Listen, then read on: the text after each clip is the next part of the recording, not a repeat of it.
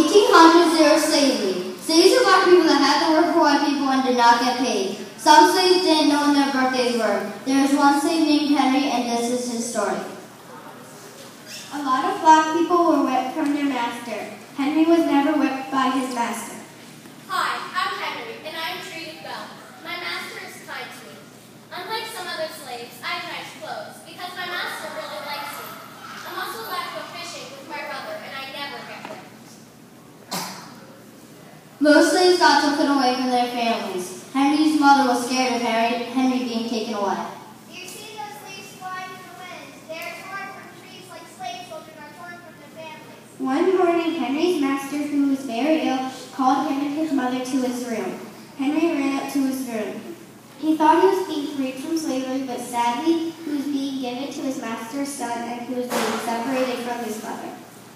Henry, you're a great worker, so I'm giving you to my son. Henry, you must obey him and never tell lies. Henry felt sad he wasn't being freed from slavery. Later that day, Henry watched a bird. He wished he was free like that bird. Goodbye, master. Goodbye, family. I will miss you terribly. Henry was given away to his master's son.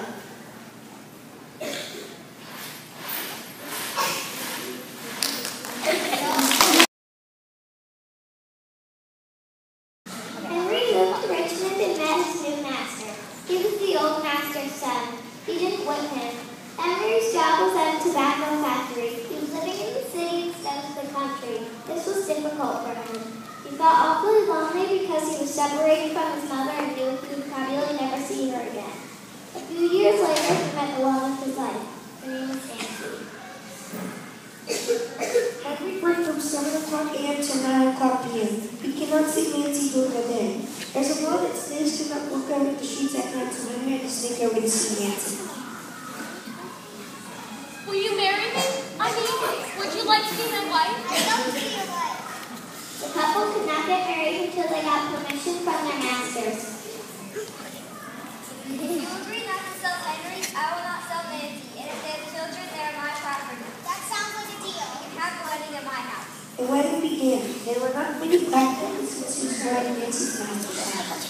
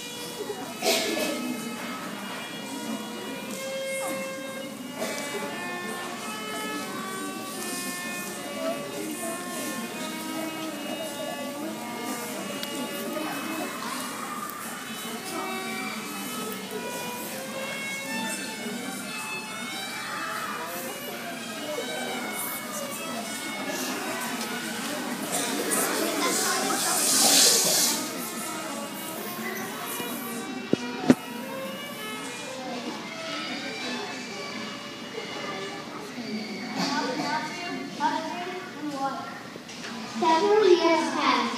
In that time, they had a comfortable little home and 3 children. The children grew and life was great for them. Henry loved his family. He really enjoyed them and forgot all about his loneliness and chaos. Nancy's master needed to pay his gamblers the bets. He placed money on bets that he couldn't lose, but apparently didn't. He owned a lot of money he used to Nancy and Henry in order to get money. Henry heard from a friend of his at work that his family was going to be taken and sold. He was really terrified, mad, and upset. However, he had to wait until he was allowed to leave. My family is going to be taken away! Henry brushed on as quickly as he could to see his family. By the time he got to his family, they were gone. The children ran to laugh. They chased the room out to the dog's face. And they trusted his children. He could do nothing. Then he saw Nancy floating at the road. He held her hand as well as he could and watched her leave. When he went back into his house, he saw that all his stuff was gone. Nancy's master had collected it to be sold.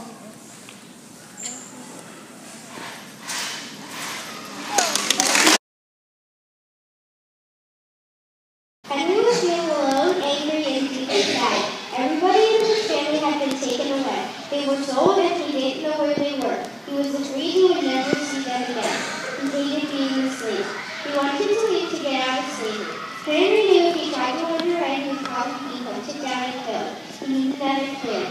He talked to one store owner and his friend Samuel Smith. I want to escape from slavery, so I need your help to think of a plan. Why are you talking to me about this?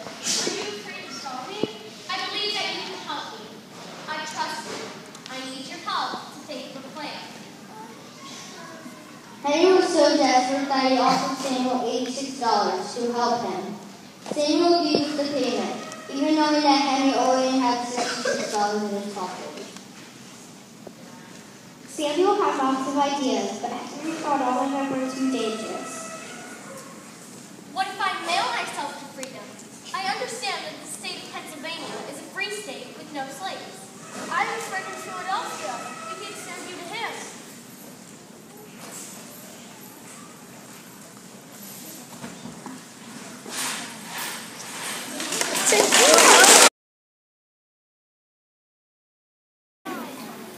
In order to mail himself to Philadelphia, Henry knew he had to get out of work. He went to his overseer. I injured my finger, and I don't think that I can work. Oh, you can work. You're fine. I wonder what I can do to injure my finger more, so I can get a day off of work and won't be missed. I think I'll go see Dr. Smith. Henry immediately went to see Dr. Smith. I have some acid that would injure your finger so badly that your overseer would probably get you a day off of work. Most of the acid spilled on Henry's finger and burnt it down to the bone. Burns are very painful and Henry wanted to cry. It hurt Henry, but it was worth it because the overseer said that he could get a day off from work.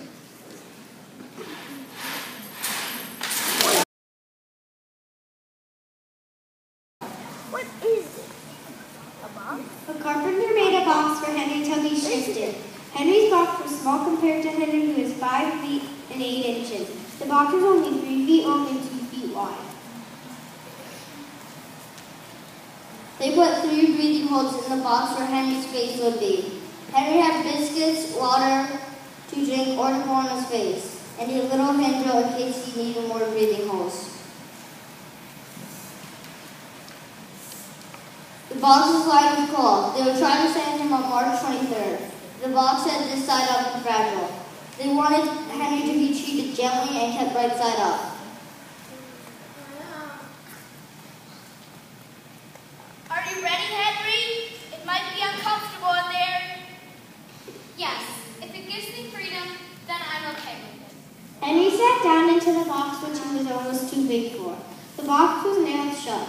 He had to hug his knees and would stay like that for 47 hours. He could barely move his legs. His head touched the top of the box and his head got very sore. The box was very uncomfortable. Dr. Smith and I will take you up to the mailing station to get you shipped. As soon as he got on the boat heading towards Washington, D.C., his box was turned upside down. He immediately had a headache because he was on his head. Henry felt unconscious. It was very cramped. He felt like his head would explode. Eventually, the box with Henry inside was turned onto her side. This happened even though on the box it said fragile and this side up.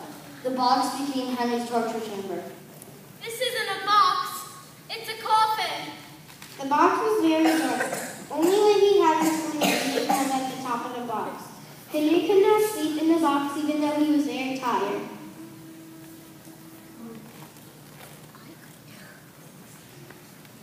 Ow.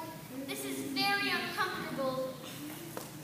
Henry had to hold in all of his sneezes so no one could hear him. There he stayed for longer than a day. He couldn't stand it anymore, wanting to get out. He tried to kick the box open, but nothing happened. Henry was stuck.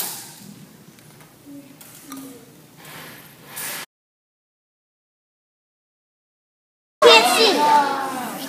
Malcolm, I can't see. It's not my fault. Henry traveled with a box on a train, on a wagon, and then a ship.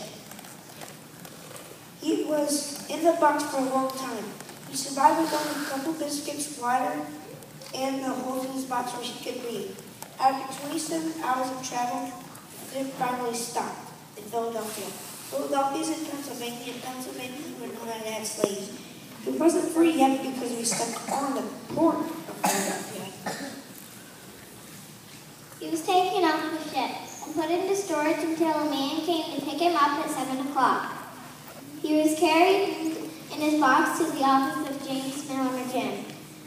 James was Samuel Smith's friend and the leader of the Pennsylvania Anti-Slavery Society. Henry didn't know where he was. Henry heard voices around his box. He was tired, faint, nauseous, and in great pain. Henry, are you in there? I'm here. The men with James opened the box, and before Henry entered, he sang his Thanksgiving song. I waited patiently for the Lord, and He inclined to me and heard my calling. I waited patiently for the Lord, and He inclined to me and heard my calling. Henry, are you okay? From then on, the day he got to Philadelphia, March 23rd, 1849, became his birthday. It was the beginning of his life as a free man. When Henry woke up, everybody was excited around him. The men welcomed him in and said he was free from slavery. Henry, since you've been in a box for so long, I think we should call you Henry Box Brown. Everybody will call you that. And from that day on, Henry always used the name Henry Box Brown.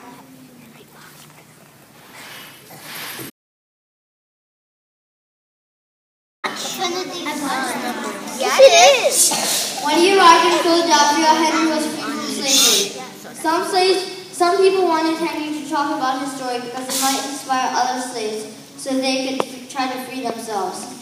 Frederick Douglass, a famous African-American man who spoke for freeing slaves, didn't want him to share his story because he thought others could escape slavery in the same way.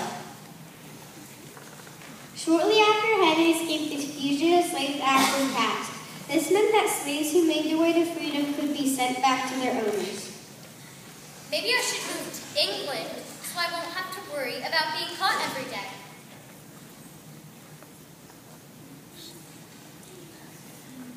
In England, Henry made a new wife and they had one daughter.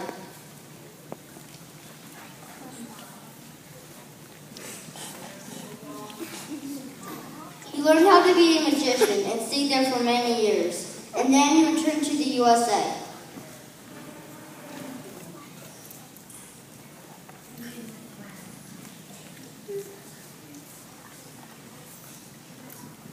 Back in the United States, Henry told his story as part of a magic fest. No one knows when or where Henry died, but his story is a big part of the story of slavery in American history.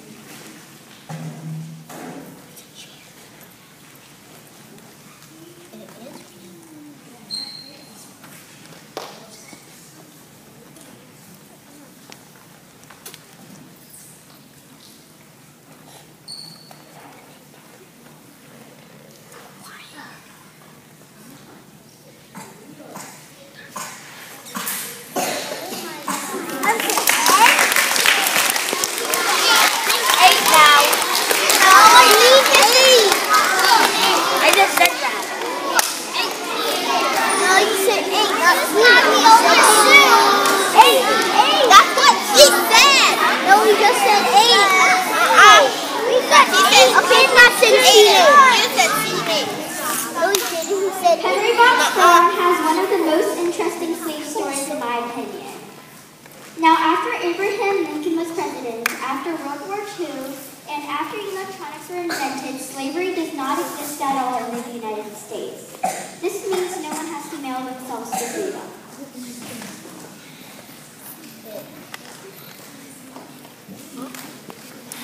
Whoa. Cyril, is it? Yep, just down.